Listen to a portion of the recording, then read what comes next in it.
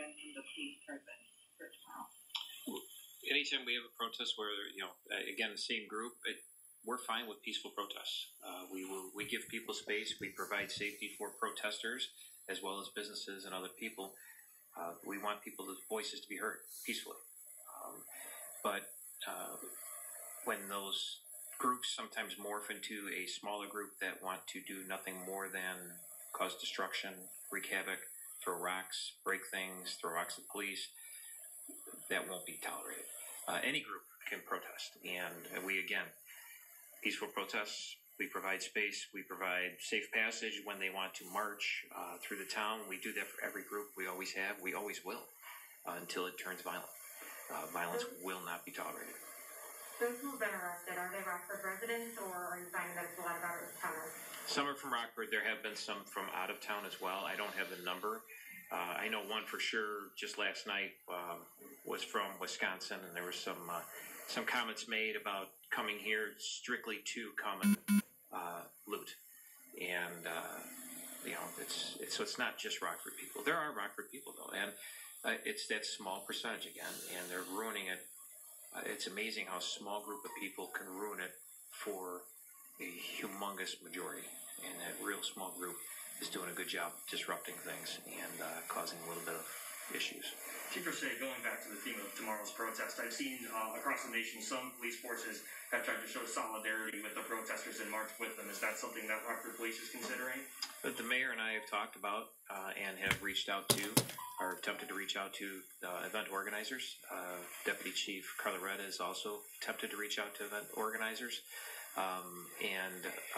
We're hoping that will provide a bridge, a nexus, if you will, and we can sit down and talk with them and find out what is causing the violence to erupt during these protests, and let us get rid of that part of the protest, and then we won't have any other issues. So we're trying to work through that with this group or any other group. We always reach out. People can always contact us, and we'll work with anybody to do peaceful protesting and demonstrations. Some protesters felt that the mere presence of SWAT on scene escalated the situation.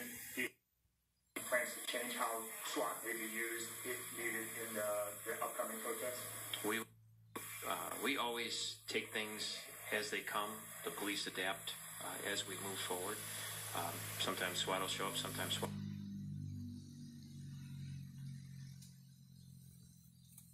It's not going to happen, and we will move forward accordingly.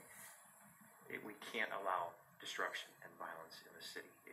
But the peaceful part of it, it's fantastic. Do it all day long, and we'll provide the space and the safety for those groups. Just a clarification, how many were arrested on Sunday? Sunday last night overnight was, I believe, 7, I think it was, or 8. I'd have to look back. There were 5 at the target, and then 2 more juveniles. 5 total at the target, 2 of them were juveniles, and then 2 other ones at 2 different incidents. Mayor McNamara, speaking, Chief O'Shea mentions this dialogue that you guys are trying to have, and you talked a lot about listening at yesterday's press conference and talking about, meeting with groups like 100 Strong and Rockford's and NAACP members. I know you plan on having those conversations yesterday. Is there anything that you've been able to take away with those that you can share with us today? So we've shared contact information with 100 Strong just yesterday to make sure they have my cell phone. They haven't reached out yet today. I'm sure we will connect by the end of today to meet. We've had a relationship with 100 Strong and look forward to those continued conversations. I would say we at the city are open to any of these. I think one thing one thing we've worked really hard to do is to be as accessible and to communicate as much as possible.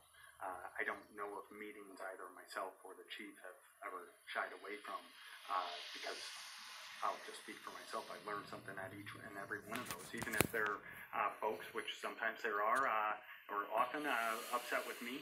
Every single time I learn something from that, and it makes me better, and it makes, I think, our entire city better to have those tough conversations. So we are very open to those.